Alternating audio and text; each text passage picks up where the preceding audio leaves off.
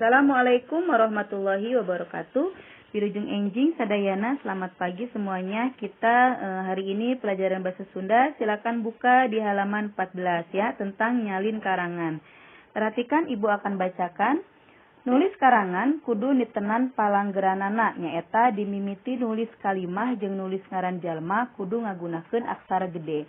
Menulis karangan itu harus memperhatikan pedomannya, yaitu ya menulis nama orang, menulis di awal kalimat dan menulis nama orang itu harus menggunakan huruf besar.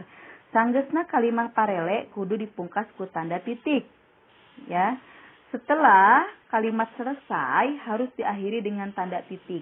Tanda penyeluk ke kalimah penyeluk, tanda seru untuk kalimah seru, jeung kalimah parentah. Ya, untuk kalimat sapaan dan kalimat perintah, atau tanda tanya ke kalimah tanya, atau tanda tanya untuk kalimat tanya. Ditenang karangan di handap ieu. Perhatikan karangan di bawah ini. Ibu akan bacakan ya. Lisa kaasup rajin, isuk-isuk meme sakola, sasapu heula di buruan imahna. Buku jeung kaperluan sakola disiapkeun ku sorangan. Sanggeus rapi kakara Lisa indit ka sakola. Nah, karangan di luhur merenahna ditulis, karangan yang di atas itu tepatnya ditulis seperti ini. Pertama, Lisa, ini huruf L. Maka ini di awal kalimat menggunakan huruf besar. Lisa kaasup rajin. Nah, ini setelah kalimatnya selesai gunakan tanda titik.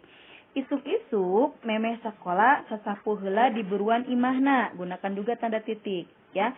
Ingat, setelah tanda titik huruf besar kembali. Jika huruf besar maka menggunakan ya huruf yang besar. Buku jeung kaperluan sakola disiapkeun ku sorangan. Kasih tanda titik lagi. Sanggeus rapi.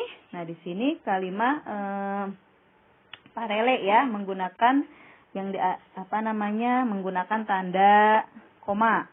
Kakara Lisa indit ka sakola, ya, barulah Lisa pergi ke sekolah. Nah, ingat ya, yang perlu diperhatikan sekali lagi di awal kalimat harus menggunakan huruf besar, kemudian nama orang. Dan diingat ya, setelah kalimat selesai gunakan tanda titik atau tanda koma, tergantung disesuaikan dengan bacaannya. Nah, kalian boleh membaca terjemahannya di halaman berikutnya ya, di halaman 15.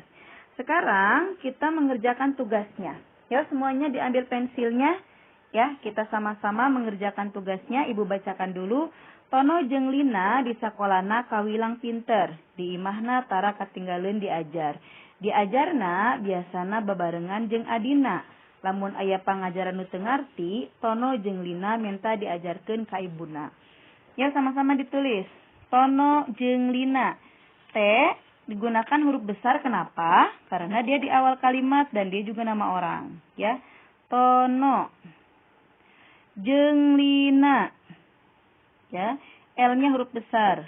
Lina di sakolana kawilang pinter. Ya, kawilang pinter, kamu gunakan tanda titik. Karena ini selesai di kalimat yang pertama. Di imahna tara katinggalin belajar. D-nya huruf besar. Di imahna tara katinggalin diajar. Katinggalin diajar. Gunakan tanda titik. Ya. Diajarna huruf besar lagi. Diajarna biasa babarengan jeung adina. Gunakan tanda titik. Kemudian L-nya besar. Lamun aya pangajaran, ini seperti biasa tulis ya. Pangajaran nu teu ngarti, nu teu ngarti. Kasih tanda koma. Koma, Tono, tetap ini huruf besar karena nama orang. Jeung Lina, L-nya besar. Diajarkeun ku ibuna. Kasih tanda titik belakangnya. Nah, silakan disalin ya. Maaf kalau tulisan Ibu berantakan, kamu bisa dirapikan tulisannya. Kalau sudah selesai, silakan kalian foto, kemudian dikirim ke classroom tugas yang ini ya. Ya, ini adalah tugas bahasa Indonesia, bahasa Sunda hari ini yang pertama ini ya. Ini mohon maaf tulisan Ibu kalau berantakan. Nah, kalian nulisnya harus lebih rapi ya. Nah, kita lanjutkan. Kalau ini sudah selesai, kita lanjutkan ke tugas selanjutnya yaitu evaluasi ya. Nah, di evaluasi ini kamu perhatikan nomor 1, nulis karangan dimimiti kalimat kudu ngagunakeun. Menulis karangan di awal kalimat itu harus menggunakan apa? Ya, silakan lihat jawabannya. Nomor 2, nyos ka sakola, kalimat panyeluk di luhur merenah keur. Nah, kalimat ini di luhur ya, sapaan ini adalah untuk siapa? Ya, lihat pilihannya. Nomor 3, nyarita kasaluhureun kudu ngagunakeun bahasa ya. Kalau bercerita ke atas yang lebih tua itu menggunakan bahasa seperti apa? Nomor 4, Mia dan Dina percakapan. Din kunaon bajuna kotor? Ah bener oge rarasaan mah bersih. Nah, ya. Nu digunakeun di luhur ngeunaan tentang apa? Ya. Yang terakhir, pilihan gadanya kabersihan teh pohara pentingna pikeun kesehatan. Lingkungan sabudeureun urang kudu bersih. Nu dicaritakeun dina wacana di luhur itu tentang apa? Ya. Kemudian yang bagian B-nya juga dijawab. Nulis ngaran jalma kudu ngagunakeun aksara, menulis nama orang harus menggunakan huruf apa ya. Nomor 2-nya, keur mungkas kalimah ngagunakeun tanda baca. Nah, ini ada tadi di yang tentang karangan ya, boleh kalian baca lagi. Nomor 3, Pak linggih nyalira bae, kalimat panyeruk di luhur merenah dilarapkeun ka. Kalimat ini digunakan cocoknya untuk siapa? Untuk orang yang dihormati, orang tua, atau babaturan, atau apa? Nomor 4, Mia dan Dina bercakap-cakap, Dina tunggu. Mia, Dina tunggu, Dina hayu. Guneman di luhur merenah dilengkapan ku tanda baca apa kalau seperti ini? Ya. Terakhir, urang wajib ngajaga lingkungan supaya tetap bersih. Bersih sabalikna tina kata bersih ini kebalikannya apa?